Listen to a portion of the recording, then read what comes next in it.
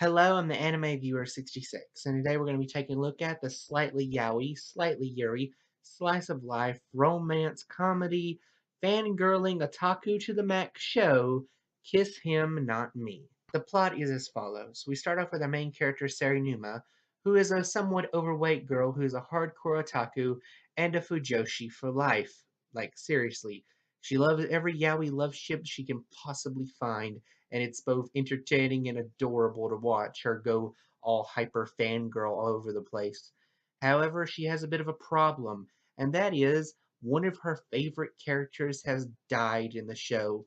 And before anyone starts making fun of her for like crying over that, or for anyone else crying over that, I'll just say this. The characters in Gurren Lagann. Yeah, you know you cried. I cried. Everyone cried when they saw that, so shut up. But after her main character dies, she ends up going into sort of a depressed state where she doesn't eat and doesn't go to school for a while. Eventually, she gets over it, sort of, and goes back to school. But when she does, something weird happens. She has lost a ton of weight and is like really beautiful now. Okay, just gonna go ahead and say this right now. A little PSA from 66 here. Kids that are watching this, do not starve yourselves.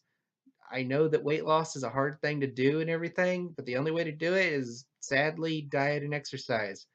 I know it's a pain, but it's just how it works. Starving yourself does not. Just don't want anyone to watch this and think, "Oh, hey, I know how I can lose weight now." But then something starts to happen that never happened before for Saranuma. She ended up getting the attention of a lot of guys, like a fair number of them, because of her new look. And this is where we start to get her harem, because yes, this is indeed a sort of harem anime. The big twist of it all is, even though she likes all the guys that ends up coming up to her to be her sort of friend dash possible love interest, she likes them all as friends, but she doesn't really think of them as like love interests. In fact, she prefers to pair them together in her mind. Going into Sarah Numa's character throughout the show, she shows herself to be kinda ditzy at times, and that she's kinda clueless to pick up on that everyone likes her.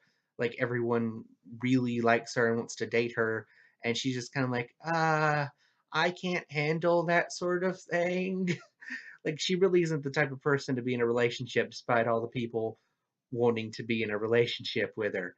And I say people because there actually is one female character that likes her later on, but we'll talk about that in a bit. Basically, Sarah Numa's character is a major otaku. That's the driving force of her thing. Being an otaku and a fangirl, there's really not much else to her character, sadly.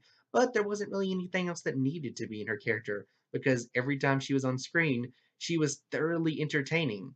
And she also had some very sweet and nice moments with the other characters, so all in all, a good character.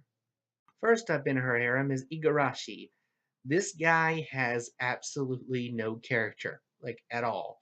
His whole thing is he's sort of supposed to be the cool guy, I guess, but just nothing about him is entertaining. I could have had him not even be in the show, and nothing would have changed.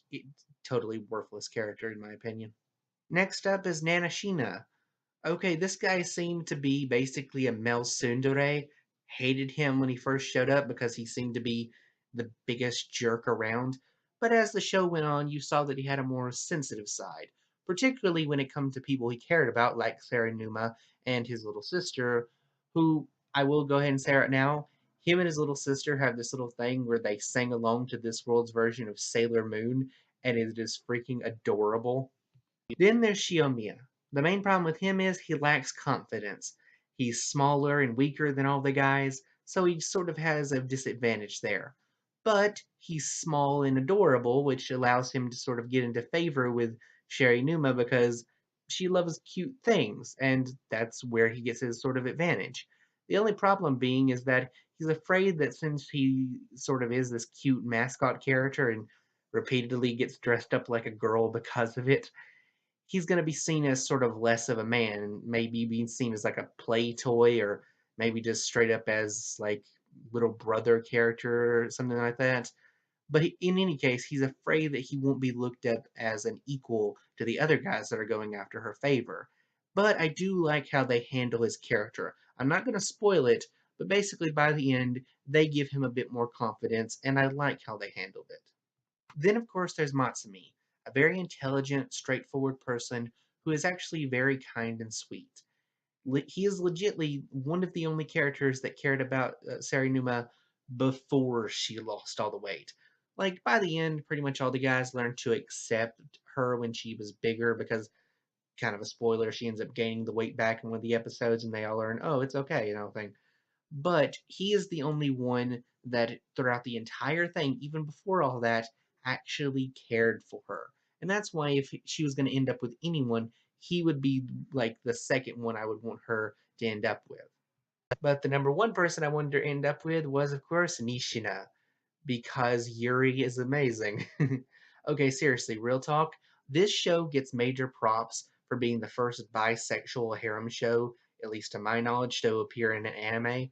Because you got all the guys chasing after Saranuma, and then you have this girl, and she is just like a boss. Like, she's an artist, she's a big fujoshi, she's an otaku, she's rich, she's awesome in every aspect. Seriously, she's just like the perfect girl. Best Girl 2016. Most of the art in this was very good, but I will say that some of the faces that Sarah Numa makes, yeah, they're pretty creepy when she goes into hyper fangirl mode. Like, I love when she does it because it's like funny and all, but just some of the faces she did were just downright disturbing. So at the end of the day, I give this show 4 stars out of 5. It was a thoroughly entertaining watch, and if you have any interest in the harem genre or in like some yaoi or yuri or anything like that, you're probably gonna like it. So until next time, I am the Anime Viewer 66. Thank you and good night.